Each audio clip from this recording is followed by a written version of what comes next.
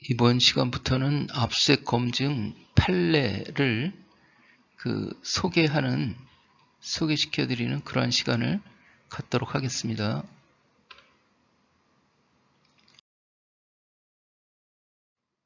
판례 판결문은 어디 있는 걸 구했냐면은, 어디 있는 걸 말씀드리려고 하냐면은, 국가법령정보센터에 가서 형사성법 하면은 이 법조문이 쭉 나올 거 아니에요. 그러면 여기에 보면은 제10장 압수수색해서 106조부터 이렇게 나옵니다.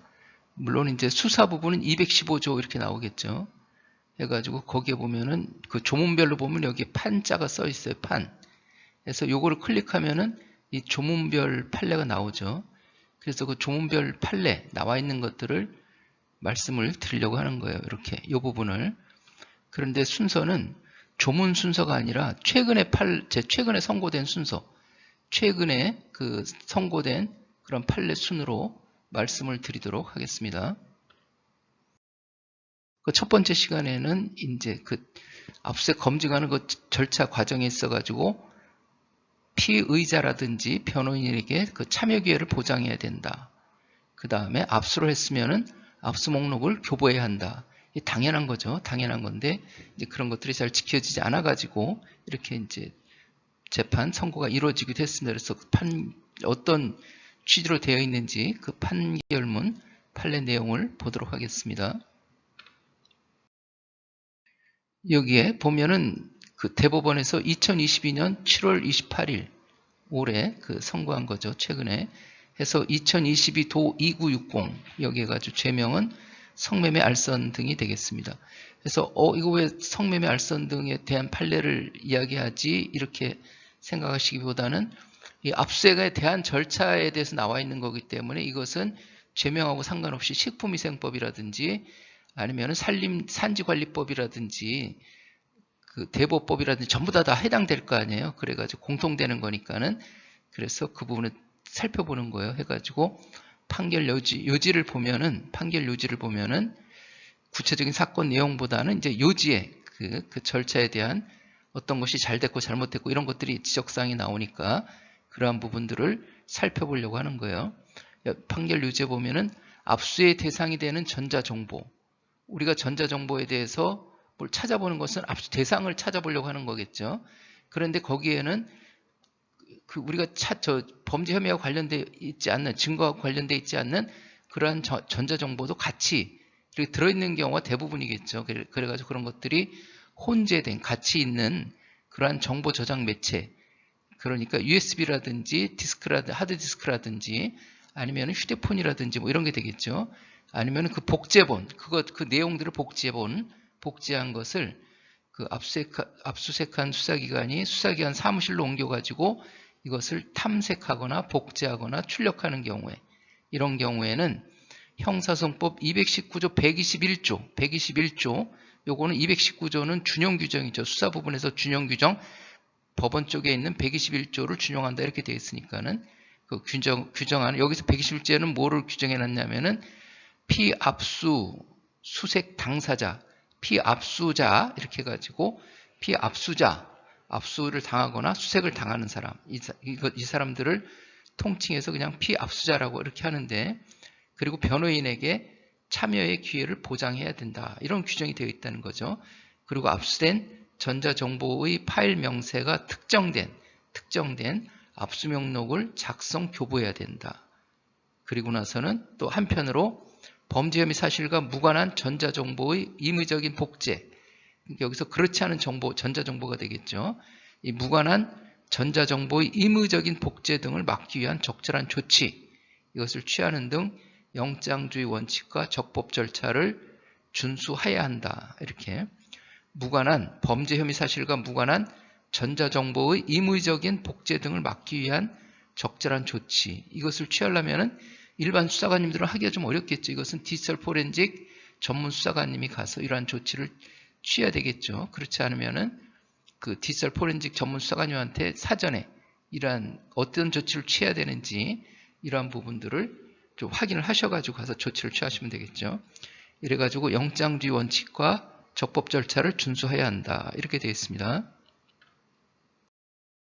만약에 그러한 조치가 취해지지 않았다면은 피압수자 측이 참여하지 아니한다는 의사를 명시적으로 표시하거나 이렇게 압수수색 하러 가기 전에 통지를 했다든지 현장에 가서 이제 피압수자 측에 대해서 참여하라고 이렇게 그 통지를 했다든지 했을 때 이 사람들이 나 참여하지 않을 거다.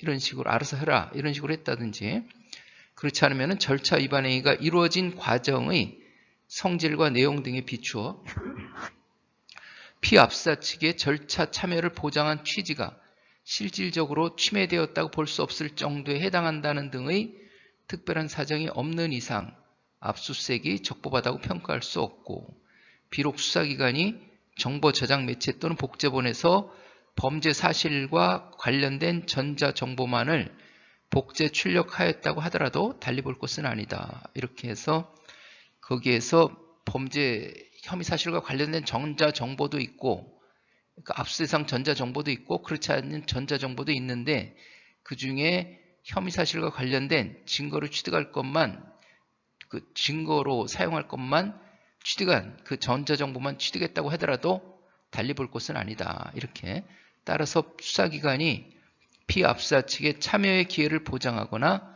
압수한 전자정보 목록을 교부하지 않는 등 영장주의 원칙과 적법 절차를 준수하지 않은 위법한 압수수색 과정을 통하여 취득한 증거 이러한 것들은 위법 수집 증거에 해당하고 그러니까 이 부분은 형사소송법 308조의 2를 말하는 거죠. 308조의 2 위법 수집 증거 배제 이렇게 돼 있어 가지고 적법한 절차에 따르지 아니하고 수집한 증거는 증거로 할 수 없다. 증거 능력이 없다. 이런 그 규정을 여기서 지금 이야기하는 거죠.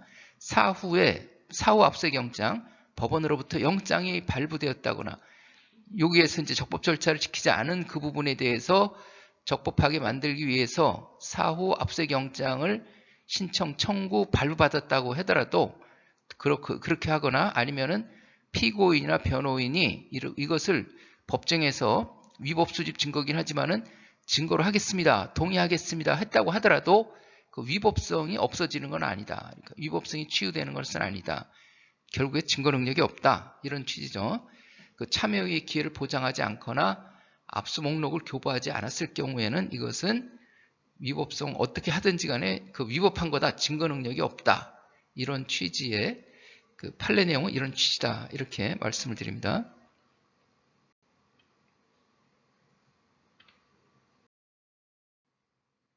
자, 이것을 다시 요약해 보면은 이렇게 여기에 압수대상 전자정보하고 비압수대상 전자정보가 같이 들어있는 정보 저장 매체, 원본이라든지 복제본 이렇게 돼 있어서 이것을 사무실로 가지고 와가지고 조사실 등에서 탐재, 복제, 출력을 한단 말이에요.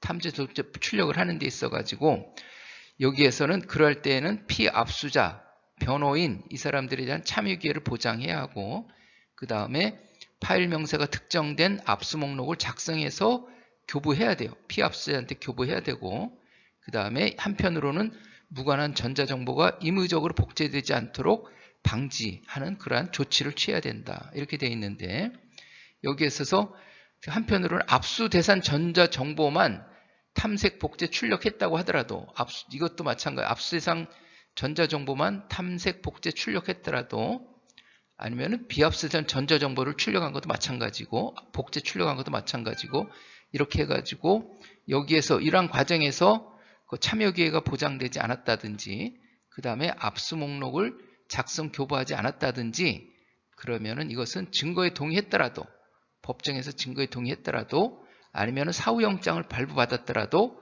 그래도 위법한 수집 증거다.